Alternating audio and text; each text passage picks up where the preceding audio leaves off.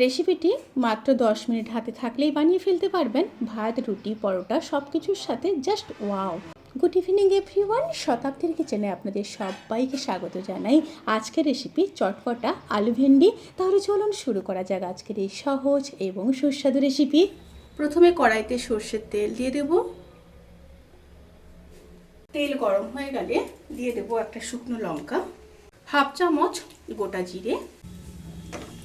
তেল থেকে যখন সুন্দর একটা স্মেল বেরোতে শুরু করবে তখন দিয়ে দেব হাফ চামচ হিং, 8-10টা কুচিয়ে রাখা রসুন, 2 পিস মিডিয়াম সাইজের কেটে রাখা পেঁয়াজ দিয়ে হালকা ভেজে নেব।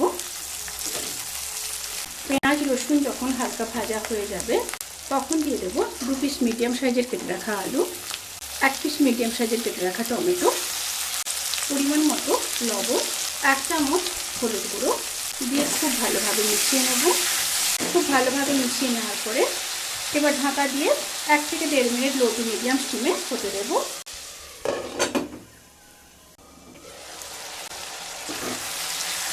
সমস্ত উপকরণগুলো যখন হালকা হালকা ভাজা ভাজা হয়ে আসবে তখন দিয়ে দেব রোস্টেড জিরে আর ধনের গুঁড়ো 1 চামচ। এখানে আপনারা নর্মাল জিরের আর ধনের গুঁড়ো ব্যবহার করতে পারেন। আর দিয়ে দিলাম হাফ চামচ লঙ্কার গুঁড়ো, হাফ চামচ আমচুর পাউডার, আর দিয়ে দিলাম কিছুটা কাসুরি মেথি দিয়ে আবারও খুব ভালো করে মিশিয়ে নেব। খুব ভালো করে মিশিয়ে নেওয়ার পরে আবারও লো স্টিমে 1 থেকে 1.5 মিনিট হতে দেব।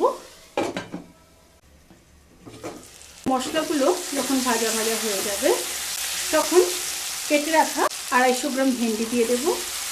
দিয়ে আবারও খুব ভালোভাবে মিশিয়ে নেব। খুব ভালোভাবে মিশিয়ে নেওয়ার পরে আবারও ঢাকা দিয়ে লো টু মিডিয়াম স্টিমে 3 থেকে 4 মিনিট হতে দেব। মাঝখানে মাঝখানে অতি অবশ্যই দিয়ে একবার নেড়ে নিতে হবে। রেসিপিটি কিন্তু প্রায় হয়ে এসছে। দেখুন আলুগুলোও সেদ্ধ হয়ে গেছে।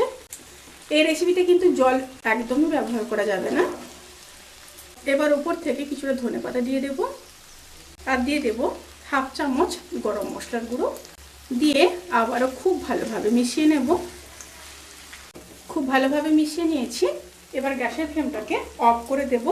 অফ করে ঢাকা দিয়ে 5 থেকে 7 মিনিট স্ট্যান্ডিং টাইমে রেখে তারপর সার্ভ করব।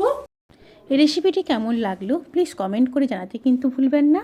আপনারা সবাই ভালো থাকবেন, সুস্থ থাকবেন, সাবধানে থাকবেন। আজকের মতো এই পর্যন্ত। পরের রেসিপির জন্য অপেক্ষা করুন। টাটা।